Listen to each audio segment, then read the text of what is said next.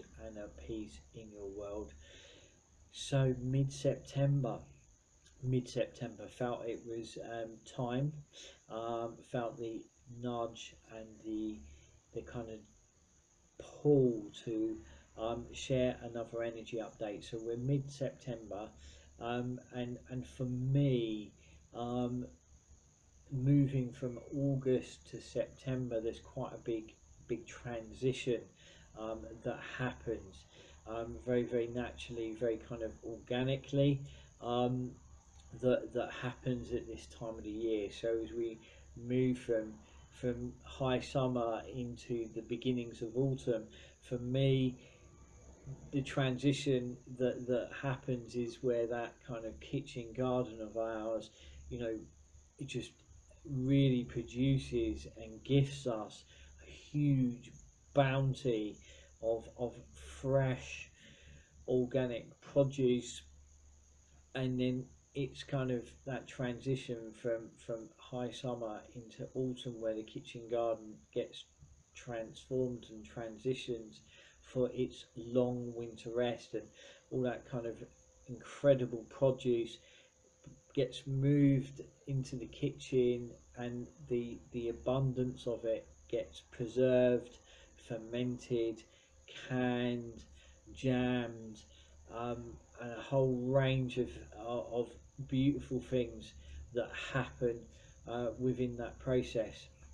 And one of the things that I'll really take from all of what we do is the transitions that happen around those powerful gateways of time. It is all about gently moving with them. And they're literally gateways and doorways, and everything moves with its cycles and its seasons. And I think the more I've worked with that over these last few years, the more I feel kind of very rooted in that natural, and I really want to kind of underline the natural order of things, the natural rhythm of things. And that brings about so much change within itself, because what you're doing is you're naturally kind of anchoring yourself to a natural rhythm, a natural cycle, and the natural order of things. And actually, one of the things that I really take from that is the simplicity that brings you, and that is not to be undervalued or overlooked, especially in these times. That simplicity is an immense gift, and it's something the innate and spirit of always talked about, that quite often is that we can lose sight of the raw bones of things, and everything becomes layered and overcomplicated and noisy and overstimulated. I know that when they talk about contact, they used to say that there would be a time where their presence would merge into a space and into an environment, and they would just kind of emanate that presence, and that contact would happen, and there would be an exchange, there would be a knowing or a feeling, some guidance would be received, and you would know that your grandmother, your grandfather, your mum, your dad, your husband, your wife has made contact with you, and there would be a feeling around all of that. And and the innate and spirit, you say that that all that was required was a sense of being present. Hence, that sense of sensing a presence. It's that sense of someone's presence being in the room and the environment around you. But as time's gone by, as the world has really sped up, we find ourselves, completely overstimulated and kind of bombarded by stimulation from so many things around us. Take technology. I think technology is an immense gift to humanity, if it can be used as a really positive tool. that it was designed to be used for. Um, but if it kind of tips the other way, then actually it may and does become very, very harmful, because there's just overstimulation. There's a landline, a mobile phone, there's a tablet, a laptop, a desktop, a TV, um, Alexis. You've got all this kind of stimulation all pulling your time and attention. And I think that, Spirit have said, now, and I've given many talks about this, about when they turn up, um, quite often now they will kind of linger, their words, in a doorway, a hallway, a passageway, a stairway, and they're like hot spots. They're these spaces that we are so subconsciously tuned into, because they're transitional spaces, that even wherever you are right now sitting, you'll be very aware of a doorway. You'll be very aware of where your doorway is. It's just hardwired in us subconsciously. So nowadays, Spirit have had to work so much harder to grab hold of their attention, which may be why there's an increase or a spike in people dreaming of loved ones. And they've actually said during this time, these last 6 months, from March to now, people's dreams have changed, and that may well be where we've slowed down. That forced, slow way of life that has been forced upon us has kind of changed the way that we navigate the world, and people's dreams have literally just kind of opened up, where people are really kind of going within. And that's the thing I think I take from these last few years, is that kind of, anchoring yourself to a piece of land and working that piece of land. You form a relationship with it, but what also you reweave is the natural rhythm of things. I think what we're talking about is that we lost touch with the natural rhythm and the natural order of things. Everything just becomes so fast. As a good friend of mine says, either you're moving in time or you're moving through time. I think for so many people, they were moving through time. I remember a really wonderful client of mine who has um, encouraged me to share the story whenever it's been right to, who was driving home one particular evening, and it was around about midnight, and he had left home about 6 in the morning, and he was driving home, and he pulls over into this service station, and he kind of stops. He looks at the clock, and he's just feeling completely just sick and exhausted. And when he looked at the clock, it was that dread of knowing that he's still got another half an hour, 40 minutes before he gets in, and then he's up tomorrow and repeating the process over and over and over. And he just kind of slumped against the steering wheel, broke down in tears, and just said, I can't continue to do this. I can't carry on this way, because actually what we're talking about is it's unsustainable. It can be done for so long, but you were going to burn out. You're going to become unwell. It's unsustainable. And I think that's the thing, is that we have been living in a very unsustainable way. Maybe not you, maybe not I, maybe not those that are listening, but for the majority of people, it's become unsustainable. And he kind of just like, literally just slumped over that steering wheel and thought to himself, I can't continue to do this, and what am I doing? I'm working flat out to pay for a house and a property that I'm actually spending no time in it. What am I doing? And then for some of those rooms, I've not even opened the doors. Why am I doing that? And he's like, I can't. I've got to stop. I've got to stop. And then this was beginning of March, end of February, and then blow me, a few weeks later, that cosmic pause come about, and it gave him that space to breathe. And I think that's the thing, is that, you know, over this time, so many people have had that stop and that pause, and it is this sense of, what do we all do next? What do we do next?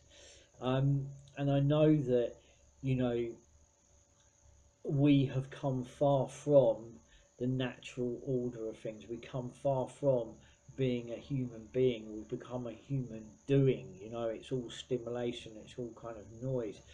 And I know for myself, you know, it's around about the 8th of September, I woke up, and it was just gone 5 a.m. It was not quite dawn.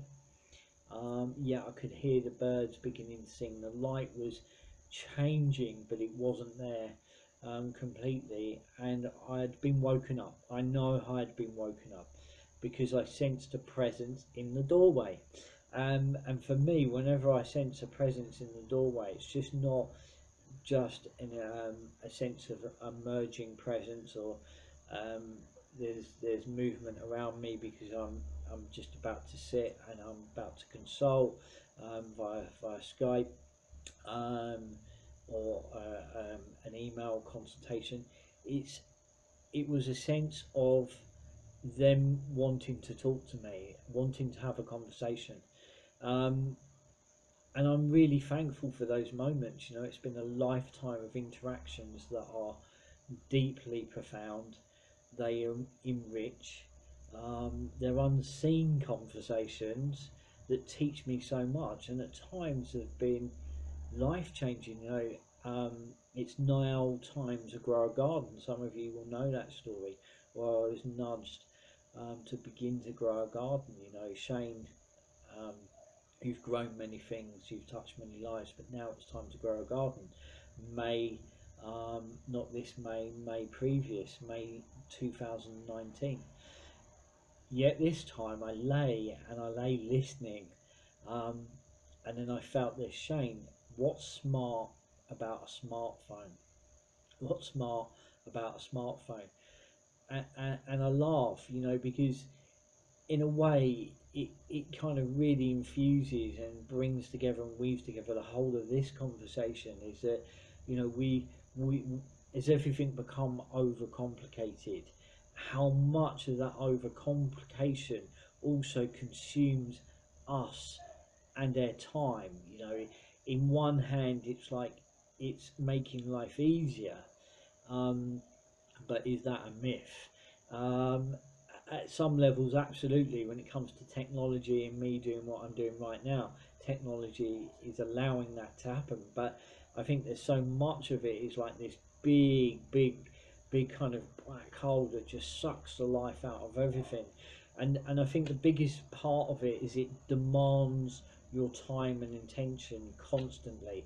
It's constant stimulation, and we're not designed to live that way. You know, as we tip here in the UK from August into September, all the harvesting for me is done. A lot of it is now about preserving and canning and jamming, um, and making up, you know, the medicinal um, folk remedies for the winter months, and kind of storing and getting the store cupboard organised, and making up all those hedgerow wines and hedgerow medicinal beers, and just kind of getting everything in place for the winter. You know, but how much, you know, how much of this other stuff, you know, is constantly um, pulling your time and attention. You know, and I've done a lot of thinking about this. You know, how these technologies, excuse me, tongue tied yet again. This technology has come into our lives, and on the surface, it seems to revolutionise it, and it does. Okay, it really does. Yet, and it seems to even simplify it, and enhance how we do things, and it does. But we've got to kind of create a boundary around it. You know, without a doubt, it's incredible technology. Yet, okay, take a smartphone. It's become anything but a phone. And that's because, you know, the brief was to make it as addictive as possible, alongside all of its apps and applications, all addictive as possible, especially the likes of social media. And research and science has shown this. And the dopamine hits and the hardwiring that happens during its use. And you know, I think we would all agree, you know, pre this world event that we're living through, is that we would see people sitting in cafes, and what are they doing is they're looking down. They're not looking at each other. They're not engaging each other. They are just kind of doing this. They're scrolling through their phone. You know, and I am a bit of an ambassador for connection, so I've struggled with that one. You know, I'm, you know, being concerned in the direction that humanity is heading in, but also feeling kind of entrapped within it myself. And I think this last year that I've kind of been able to navigate my way through that and begin to unplug myself from that as much as you can. And it feels absolutely huge. You know, if we take a smartphone, you know, a smartphone contract runs round about 18 months to 3 years. Um, but what happens a few months beyond that contract? For a lot of people, their phones begin to start to play up. The battery normally goes on the blink, yet you cannot replace the battery. You have to replace the whole handset. Yet you're telling me the likes of, I don't know, take two of the big, huge corporations out there. We all know who we're talking about, and you know, you're telling me that they cannot design a phone with a replaceable battery? Of course they everything can, but they're not designed to last. Because if they were designed to last, that would be a bad business model, would it not? You know, all we are is food on a plate to them, consuming and feeding off us.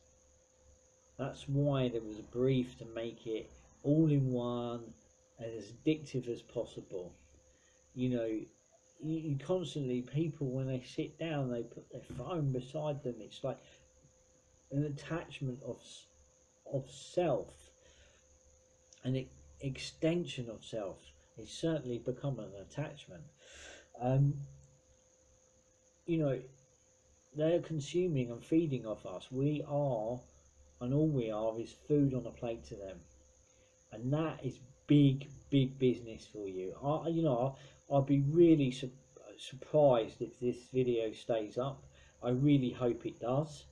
And I'm not saying anything out of turn. I'm sharing a perspective and a truth. And the other thing is, by clockwork, a month beyond your contract, the calls start coming in. Hello there, are you ready to upgrade? We can offer you the new, latest, all singing, all dancing, latest new smartphone. Put you back under a contract for that all singing, all dancing smartphone. Well, I decided that the likes of those big large corporations, you can place that smartphone where the sun don't shine, because my absolute knowing is your behaviour is costly to our way of life, to human connection, to the planet. And I decided that I'm going to unplug, and for me that's another huge victory.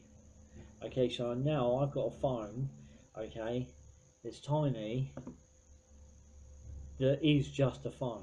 You can make, I think it does four things. You can make a call, receive a call, you can receive a text, and you can send a text. It switches on and off. That is it. That is absolutely what it does. It it it does what it says it does. It is just that. And that to me is a huge victory. You know, for me, it's another step further along the path to off grid living. And the other thing is, you put a charge in that. You put a charge in that, fully charged. That phone sits on standby for 14 days.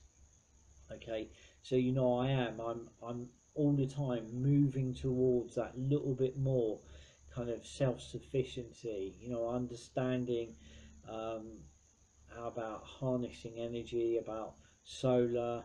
um, I've had some really incredible people share their insights around wind turbines with me. We're looking at how we can harness water. We're growing a lot of our own food. We're learning a lot of the old ways of preserving, fermenting, and jarring and canning. Um, a lot of the old medicinal herbs. Made some medicinal beers in the last little while as well. So it's been a huge journey of learning, but all the time moving towards a little bit more self-sufficiency constantly all of the time. And you know, I have, and I've, you know, I think those of you that follow me on Instagram, I shared a little solar panel setup that I've got, and you know, that will charge my new phone very quickly, and then it holds a charge for around 14 days, probably about 5 days if you're using it constantly. Um, but that in itself is huge, and it would, you know, my old smartphone, it would take about 4 hours to charge from about 5% up to about 100 in sunshine or even overcast. I've done it in around about that time as well. So you know, it shows you what is possible, you know. So this new phone, as I say, you know, further along that path of off-grid living, or living in a little bit more self-sufficiency. um, you know, it purely is a phone. It rings, you pick it up, you have a conversation, you end the call. Once charged, it has a standby time around 14 days. um, you know, with that, with a digital camera or my little tablet I'm using now, I'm all set. I'm all set. um, and what really compounded all of this was, there was a day, those of you that follow me on Instagram, you would have seen this, that myself and my dad walked around the local village churchyard, and he was sharing some of the stories of the most incredible people that he had worked with, worked alongside, worked for, grew up with, um, looked up to. And my phone had powered down that day by itself, and it stayed off for over 12 hours, no matter how many times I tried to switch it on. It wouldn't, you know. And to me, that was such a huge special day, but it was this sense of um, intervention, or maybe it just was what it was. Either way, there was an intervention. And it was that sense of, right, now we're going to force you to take stock of this situation and move it forwards. And that's exactly what I done. You know, a few days later, I had this tiny little thing that actually you can take the back off and you can change the battery. You can pull out the SIM, put it into a new phone in years to come. Brilliant. So yeah, it is the thing, isn't it, to think, you know, about how we all move forward, how we all move forward in what we do.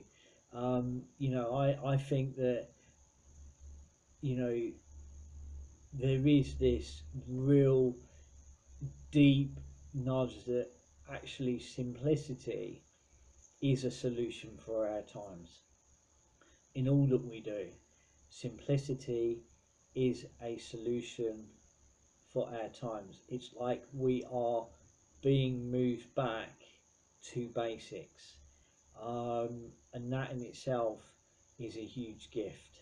I think that some things are never by chance, they are by design, and often they're a catalyst to greater things. Um, for me, it is a true step forwards. I'm plugging bit by bit, reclaiming the human experience. My friends, family, and community are everything to me, a precious gift.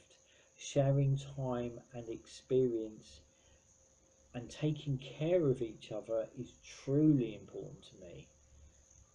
Um, but I continue to choose to use that really wisely to where my time and attention goes. And I think that, modern life, there's so much demanding our time and attention, that it's unnatural. Um, Less feels like more in everything I do these days. What was once right is not always right, and maybe not always right forever. Move with that change, just like the seasons. Stay true, guys, and keep it simple. Have heart, have grit. I try to stay real about how I'm experiencing life, and that has made quite an interesting story so far. So, if you have a moment, what about you? How are you? How are you feeling? But importantly, what makes you you? Keep shining, you lovely lot. The kettle is on.